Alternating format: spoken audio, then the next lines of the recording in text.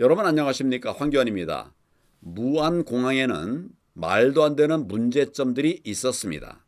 먼저 무안공항 사고로 인한 희생자들과 유가족 여러분들께 다시 한번 깊은 애도와 조의를 표합니다.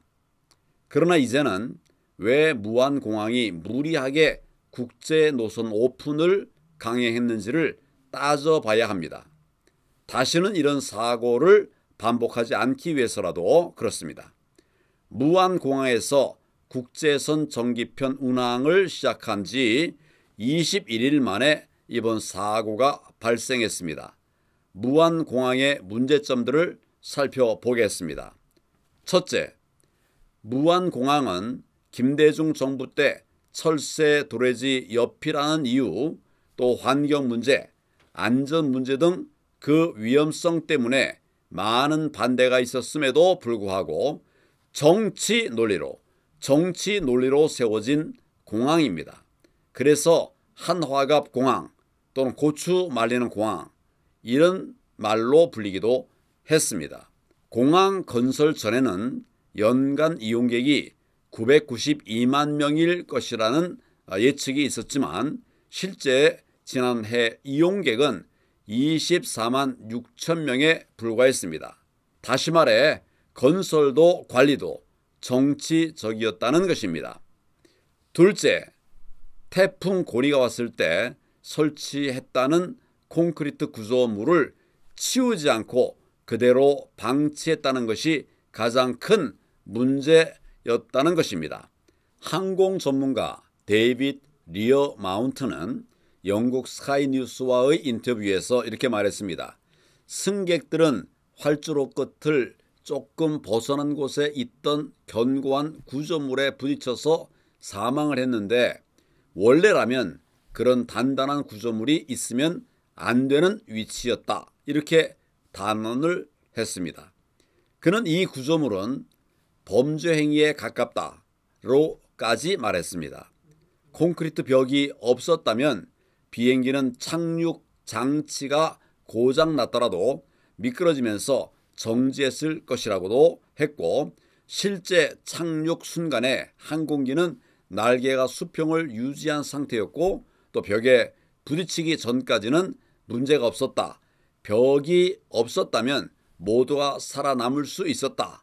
이런 말도 했습니다. 그는 벽에 부딪히지 않았다면 주변 울타리를 뚫고 도로를 지나 인근 들판에 멈췄을 것이라 그렇게 말하면서 그 들판은 충분한 공간이었다라고 말을 했습니다. 전문가의 이런 얘기를 들으니 가슴이 너무나 미어집니다. 셋째, 새떼를 쫓는 노력을 해야 하는데 이것이 매우 미흡했다는 것입니다. 여러 나라에서 새떼를 쫓는데 효과적인 방법들이 연구되고 있는데 무안공항은 이러한 노력이 미흡했다는 것입니다. 이 문제는 비단 무안공항뿐만 아니라 다른 공항들에도 적용되어야 하는 문제입니다. 넷째, 활주로의 길이가 다른 주요 국제공항보다 짧다는 것입니다. 인천국제공항은 4km, 김포 국제공항은 3.6km, 이런 것에 반해서 무안공항은 2.8km밖에 안 되는 데다가 현재 활주로 길이를 늘리는 공사를 진행 중이라 그나마도 300m가 짧아져서 실제로는 2.5km 길이밖에 사용할 수 없었다는 것입니다. 평상시에는 별 문제가 되지 않을 수도 있지만은 이번과 같은 위기 상황에서는 문제가 커지게 되는 것입니다. 넷째, 이러한 일이 발생했을 때 수습해야 할 정부 책임자들을 민주당이 모두 탄핵 소추해 버려서 수습이 어렵게 만들었을 뿐만 아니라 이를 위한 예산까지도 없애버렸다는 것입니다. 재해대책 예비비를 1조 원이나 삭감을 해버려서 재난 발생에 대처하기 매우 어려운 상황으로 만들어 버렸습니다.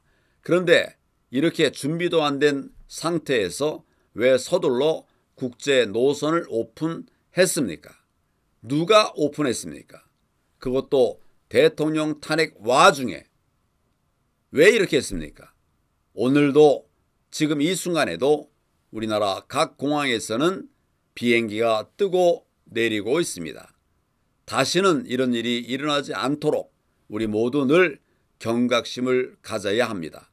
최선의 지원과 조속한 수습을 기원하면서 다시 한번 이번 사고로 인한 희생자들과 유가족 여러분들께 깊은 애도와 위로의 말씀을 올립니다.